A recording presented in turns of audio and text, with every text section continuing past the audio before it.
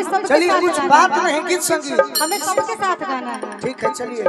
गाइए अंगुली नीचे करके लो अभी ये शुरू कर अंगुली नीचे करके कि रतिया तो रतिया अरे पहाड़ दिन भइल कहाँ कहीं हमारा खड़ा हो अरे करे जनाल दार के दिलवा ले गइले तू अंगूरी अंगूठा काहे से कर तू अपन गावई गावस जब तीनों आदमी अपना गाड़ी बोलू जी जब तीनों आदमी के संग में गावे के बा कंगुरा अंगूरी आ बंदूक हथियार का देख बिना रुको तू हट हट अरे दादा बिना फिर चढ़ा दी है सब और यही खातिर थुथु लटकोले बड़े बिना आप शुरू करिए ना गोलू जी आप गाइए ठीक बेटा हम हैं आप तू माइक दो नहीं आप उठाइए तू हट तू तो और बड़ा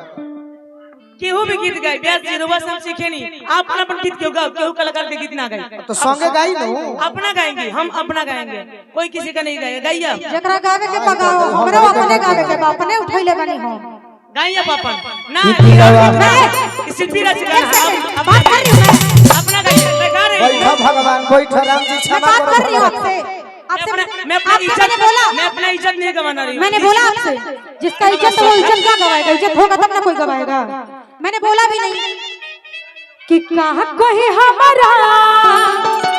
अरे करे जदाल दाल के वाह भैया वाह रउआ से हमारा प्रेम हमरा से रउआ प्रेम हमरा केहू से का लेबे देबे के बा कि दिलवा ले गइले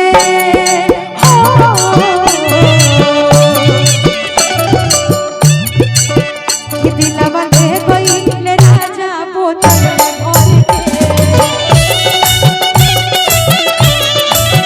कि दिलवा ले गइले राजा बोतल में भर के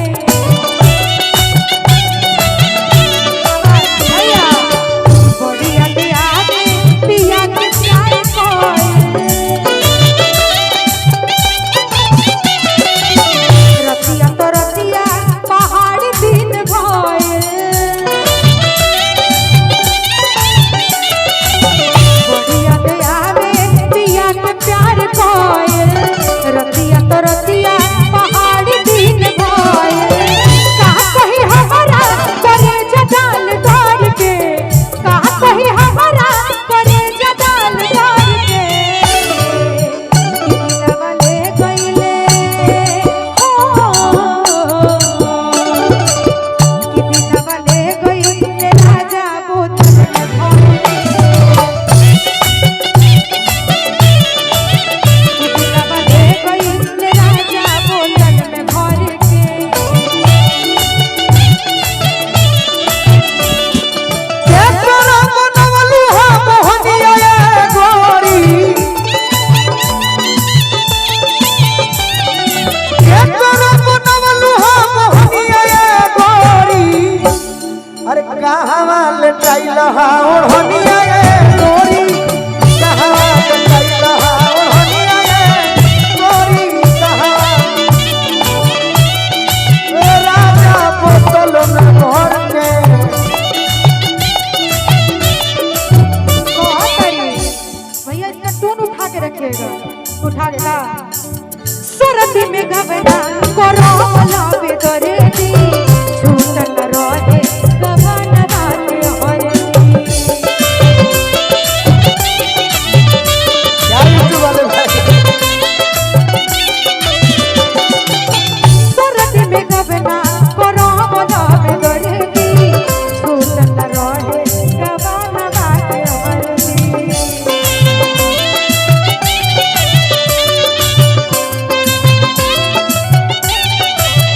चारों दिन रहला मन रह गइल हार के चारों दिन रहला मन रह गइल हार के कि दिलवा ले गइले कि दिलवा ले गइले